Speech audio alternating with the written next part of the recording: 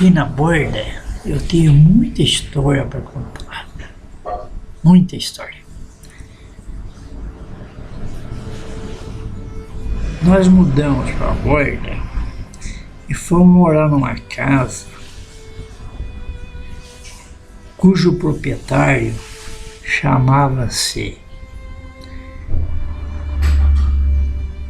Benedito Certinho. Eu não sei se o nome dele, não sei se o nome dele era nome original ou se era apelido. Ficava numa rua, e ia embora. Lá em cima tinha o cemitério. Ficava perto da casa do Demercino Brandão. O Demercino Brandão era um caboclo bacana, alegre, mas tão bacana que ele tinha 1.300 afiliados na cidade. Acho que toda a população da Borda era afiliada do cara. Era primo do meu pai. O cara tinha dinheiro danado. Tinha dinheiro. Ele tinha 3 fazendas e tomava conta de um depósito dele naquela rua, cuja casa era chamada de Casa do Compadre Demercino. Acho que chamava de Demercino. O nome dele real era Gumercino. Lá ele vendia de tudo contra cereal, porque vinha da fazenda e tal. E ele não gostava de ficar parado.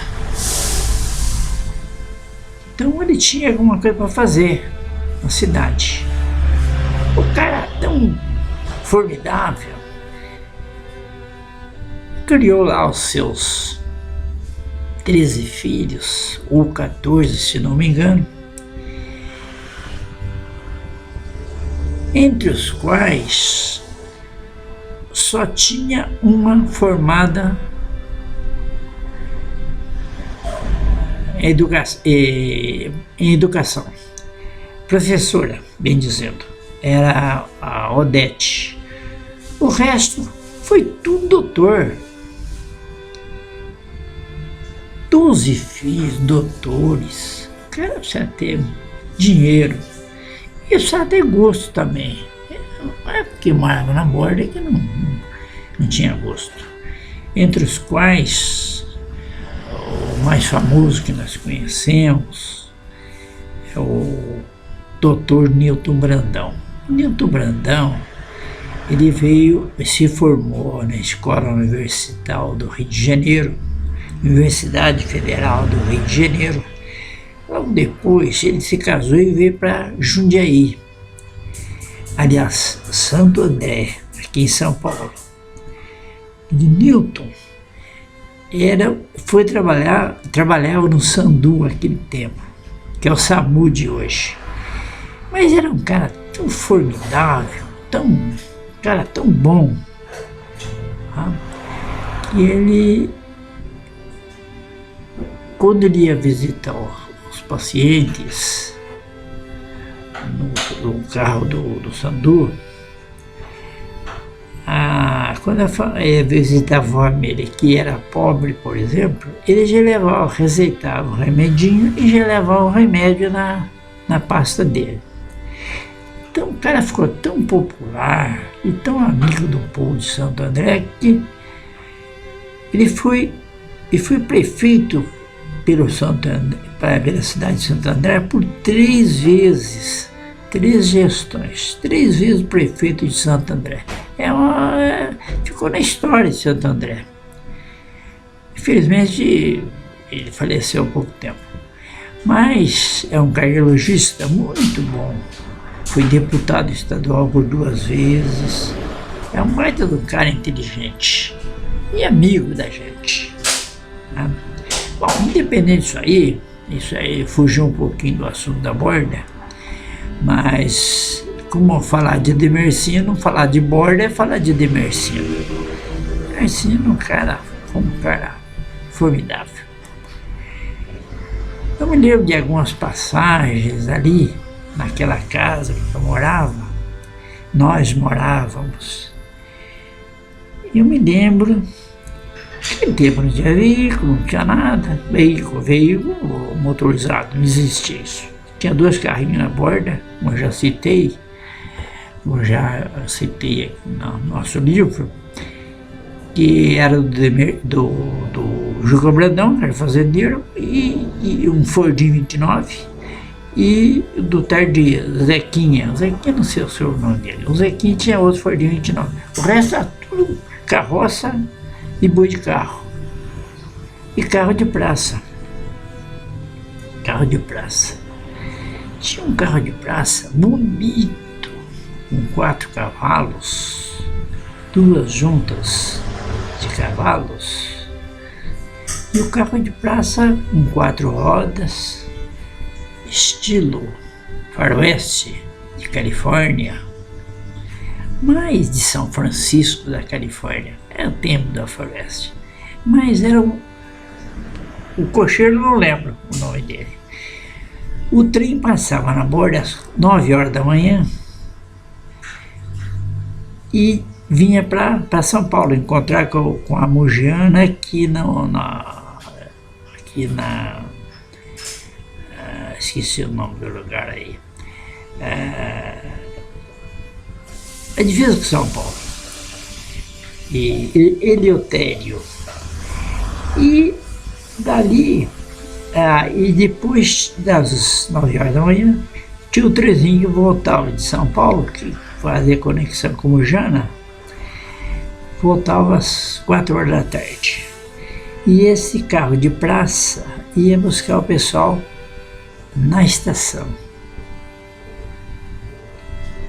Era um carro bonito, elegante, carro de praça bonito. Aquele tempo todo era bonito, porque não tinha coisa mais bonita, não tinha veículo motorizado, então aquele carro era o meio de transporte mais bonito que existia. Outro fato interessante foi que a gente, moleque, mas dessa vez eu já não estava junto, estava sozinho. A gente costumava pegar rabeira, charrete, carro de boi, molecagem, andar assim atrás andar como pega rabeira, depois do advento do carro, do caminhão, a gente pegava a rabeira do caminhão. Agora, como aquele tempo não tinha, só tinha carro de boi, carroça, charrete. Eu me lembro uma vez, eu peguei a rabeira de um carro de boi, sentei no carro de boi e fiquei apreciando. Ele foi embora, fiquei apreciando as paisagens. Saiu da cidade, carro de boi como lento, a gente, como também criança, né, não pensa em nada, foi embora. Quando eu me dei conta, eu já estava bem longe da cidade. Longe, 2, 3 quilômetros longe da cidade. Aí tinha que voltar a pé. E voltei até meio correndo. Cheguei em casa, já tinha passado mais de 1 hora, minha mãe me procurando, eu não achava. Aí esse dia eu apanhei. Coitada, a velha não dava na gente. Mas esse dia eu apanhei, porque eu fiquei usando de casa sem dar satisfação para minha mãe. São coisas do passado, coisas de moleque, história comum, mas é história. Lembra que ficou na lembrança. Tá? Então, tudo isso aí a gente lembra com saudade. Tá? Depois do Bem Certinho, nós mudamos para a rua, uma casa de tijolo à vista, lá na Rua da Chapada, lá embaixo.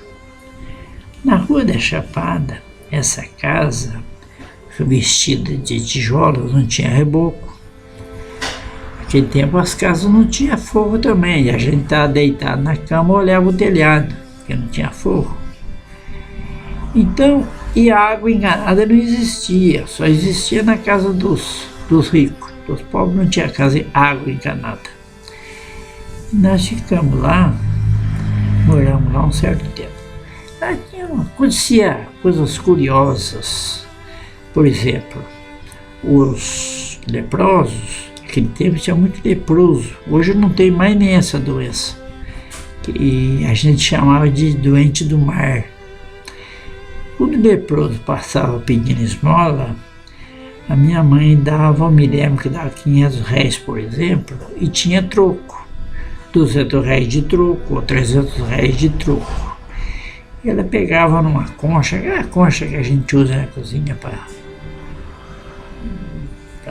para apanhar o feijão, para pôr no prato.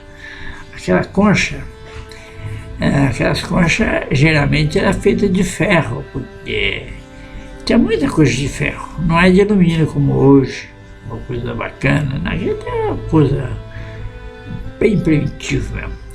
Eu me lembro que a minha mãe dava aqui dinheiro e o troco que o doente do mar dava, ela punha ela esticava aquela vasilha para pegar o troco. Depois ela punha no borralho. O borralho é tinta a cinza quente do fogo de fogão, de lenha, fogão a lenha, para poder desinfetar aquele dinheiro, porque saiu da mão do leproso. São coisas que a gente lembra, são coisas tristes que também a gente tem que contar, porque faz parte da história. Esses leprosos, eles moravam, não tinha casa para morar. Então eles moravam, faziam um buraco no barranco, né? que nem a Jerusalém não, Belém, onde, segundo a história, nasceu Cristo, que era assim antigamente. As casas, aqueles barrancos bem altos, eles faziam residência naqueles barracos, naqueles buracos. E fazia escada também para subir no primeiro, segundo andar. No primeiro andar, reto com o chão, tinha esse buraco bem grande, assim, onde abrigava o cabrito, vaca, animais em geral, por causa do frio, da chuva. E a escada era feita com tudo no barranco. Em cima ficava a casa. E tapava com pano assim na janela, coisa. Então, a nossa vida de infância não fugia muito desse sistema. Então, as casas dos leprosos eram feitas no barranco, um buraco no barranco. E eles fechavam com cortina assim, e eles viviam precariamente nesses lugares. Eram desprezados pela sociedade. E também, quando devo contar que quando nós mudamos para essa casa, como não tinha água encanada, tinha que fazer um fosso, chamado de cisterna. E meu pai fez um poço. É fácil fazer poço aqui, porque logo, depois de alguns metros, já começava a minar a água. Porque a água em Minas Gerais, principalmente naquela época,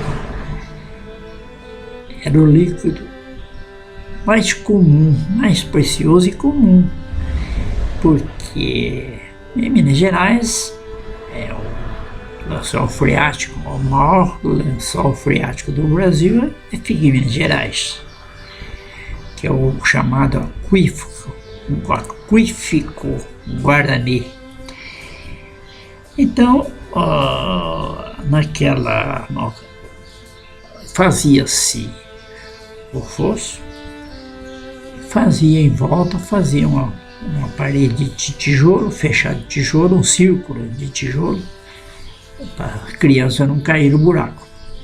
E ali fazia dois ganchos em cada lado, dois ganchos, um em cada lado, uma travessa, onde rolava a corda no balde para descer, para pegar o líquido.